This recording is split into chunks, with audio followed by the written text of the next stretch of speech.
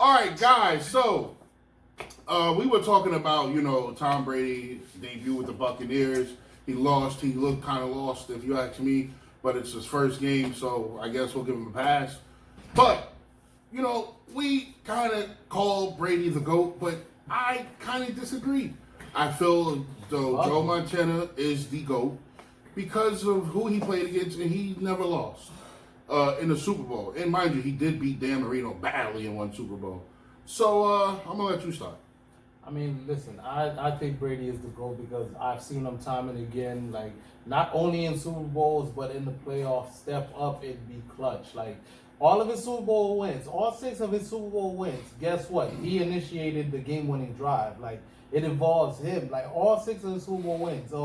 Because every time he plays the Super Bowl, it's always a one-possession game. The only exception is against the Rams, where they won 13-3. That was by 10 points. Everything else has been like 7 points or less.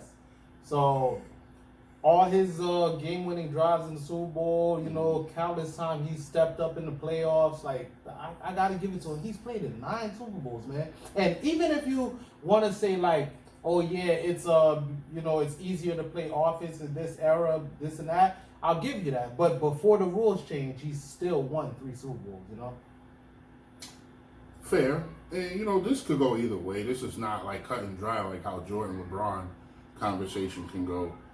But I do feel because who he beat. He beat Marino. He beat Elway. He beat Boomer Esiason. That's nothing crazy. Right. But that Bengals defense at the time was really tough.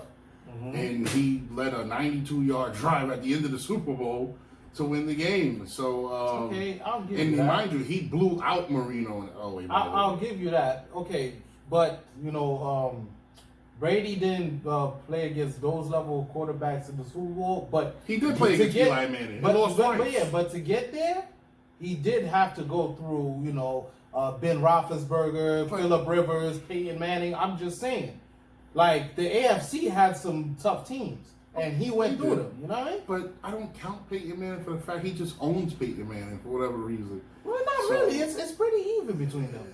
But Brady just come out on top in the playoffs. And, Peyton Manning is a different quarterback in the playoffs. I don't get that neither with him.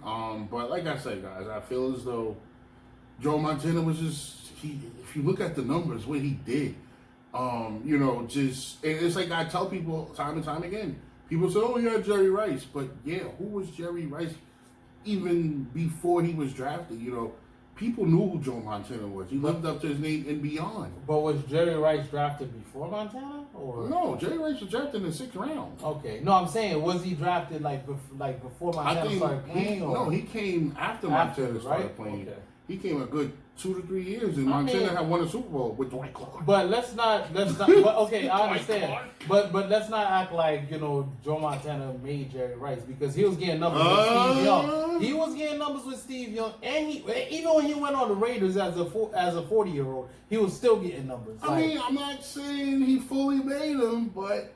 Who knows? It helps out to have a great quarterback. Montana helped him elevate his game to where he should have been. And he helped elevate Montana's game. They helped each other. Montana won Super Bowl before Jerry Rice even came in the picture. But still, they helped each other. He had Dwight Clark. Right. But they still helped each other. So you're telling me that when Randy Moss went on the Patriots, he didn't help elevate Brady's game, even though Brady was already a great quarterback? Only thing he helped him do is go undefeated in the season. He didn't help elevate nothing. Yes, he did. Listen, Brady was getting okay numbers. He went from that to 50 touchdowns. Then that was a record. Okay, that's what helped him go undefeated until he ran into that big blue machine when he almost lost during the season. Listen, but what I'm saying is a great receiver helps elevate a great quarterback. Understandable. But at the same time, Tom Brady was already a winner. Yeah, he was. All he did was help his season go along faster. That's all he did. No, he helped him become a dominant quarterback. Guys, leave your comment at the bottom of the post. Please also leave your comments on YouTube. Subscribe to our new page, which is becoming fairly old.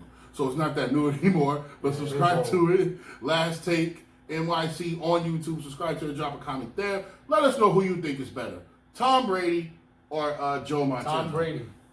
Well, we trying to sway people. Fucking Republican. Look, and he got a red hat on with a W. Get Tom this guy Brady. out of here.